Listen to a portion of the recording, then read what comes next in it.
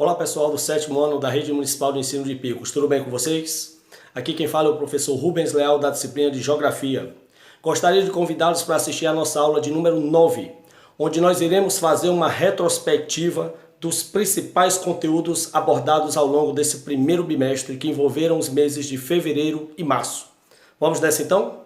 Então pessoal, se nós pudermos voltar atrás, nós vamos perceber que nesses 2 primeiros meses com nossas aulas online, você poderá perceber que nós trabalhamos essencialmente Geografia do Brasil, como está na grade curricular do 7º ano do ensino fundamental.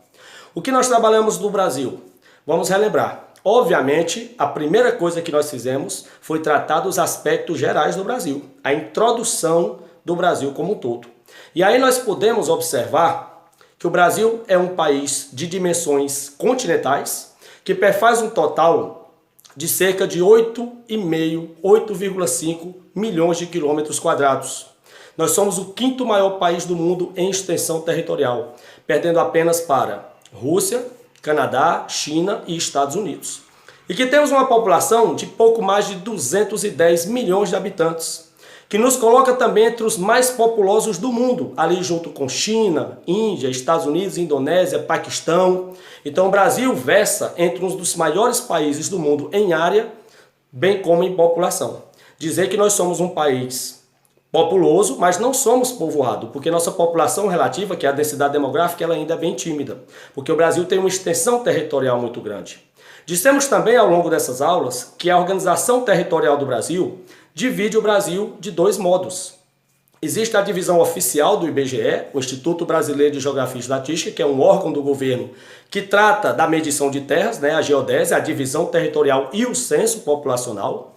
De acordo com o IBGE, o Brasil é dividido em 5 grandes regiões: Norte, Nordeste, Centro-Oeste, Sudeste e Sul.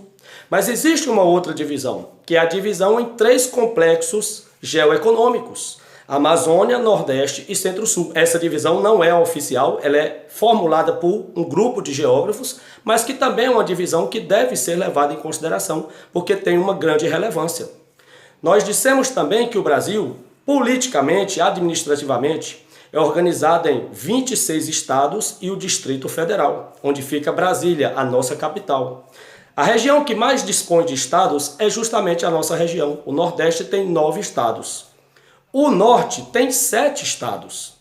O Sudeste tem 4 estados. O Centro-Oeste tem 3 estados e o Distrito Federal. E o Sul tem outros 3 estados, perfazendo 26 estados e o Distrito Federal. Lembrando que o Brasil é uma república presidencialista. O Brasil optou pelo regime republicano e tem um presidente como chefe do executivo, o mandatário maior do país. Também trabalhamos a questão do relevo brasileiro, os aspectos naturais como um todo, a começar pelo relevo. E eu disse para vocês que o Brasil tem um relevo bastante tímido, porque o Brasil tem uma formação muito antiga. Então o Brasil já sofreu muito processo de erosão, portanto, nossas áreas elas são modestas em relação à altitude. O ponto culminante do Brasil é o Pico da Neblina, com 2.993 metros de altura lá no estado do Amazonas. Outras áreas do relevo são mais modestas, E o relevo brasileiro, é bom que a gente cite os principais planaltos. O Brasil tem como principais planaltos o Planalto Central, o Planalto das Guianas, aqui no Nordeste o Planalto da Borborema e lá no Sul o Planalto Meridional. Temos também 2 importantes planícies, a Planície do Pantanal e a Planície Costeira, que fica próximo do litoral. E temos também, obviamente, depressões. O Brasil tem algumas depressões relativas. As 2 principais, a depressão sertaneja, aqui no Nordeste, e a depressão amazônica na região Norte. Então o nosso relevo basicamente é constituído desse modo. Temos também a questão do clima. O Brasil tem 5 climas principais. Na região Norte, na região amazônica, o clima é equatorial úmido. Aqui no sertão nordestino, o clima tropical semiárido. Na região central do Brasil, onde fica Brasília, o Planalto Central, o clima tropical típico de altitude.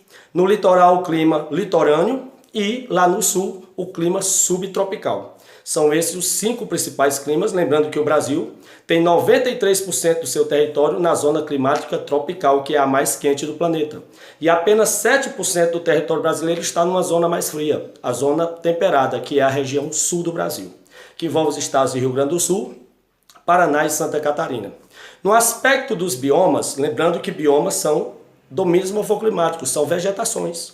O Brasil é um país riquíssimo em diversidade de biomas. O Brasil tem a floresta amazônica, o Brasil tem a mata dos cocais, aqui a caatinga, temos a vegetação litorânea, né, que é a Mata Atlântica, temos o complexo do Pantanal, mata de araucárias, as pradarias e temos os mangues. Então o Brasil tem basicamente 9 grandes biomas ou domínios morfoclimáticos espalhados por todo o território. Temos também a questão da hidrografia. O Brasil é um país riquíssimo em presença de rios. O Brasil está entre os 5 países que mais dispõem de água doce no mundo, ao lado de China, Canadá, Rússia e Estados Unidos. O Brasil tem grandes bacias hidrográficas e aqui eu gostaria de citar a Bacia Amazônica, na região norte. Aqui no Nordeste nós temos 2 bacias importantes, a Bacia do Rio São Francisco e a Bacia do Rio Parnaíba, que passa na fronteira entre Piauí e Maranhão. Temos mais ao sul a Bacia do Paraná, que é outra bacia importante, e todas essas bacias dão suporte à economia do Brasil, com a pesca, com a navegabilidade e com a produção de energia hidrelétrica, que é a fonte mais utilizada no Brasil. O Brasil tem grandes usinas hidrelétricas, como a usina de Belo Monte, na região norte. Aqui no Nordeste nós temos a usina de Sobradinho, né, de Boa Esperança. Nós temos lá na região Centro-Sul a usina de Itaipu Binacional, na região Centro-Sul do Brasil. E voltando para a região norte, nós temos também a usina de Tucuruí. Então o Brasil está muito bem servido de energia hidrelétrica, graças à construção das usinas pelo poder público e à quantidade de rios caudalosos, de rios perenes, com água durante o ano todo, porque o Brasil tem um fluxo de chuvas muito bem distribuído durante todo o ano. Então, basicamente, esses são os aspectos gerais do Brasil. Lembrando que nas próximas aulas nós iniciaremos um novo ciclo de discussão de conteúdos de geografia, referentes ao 2º bimestre. Um forte abraço e aguardo vocês nas próximas aulas. Até lá!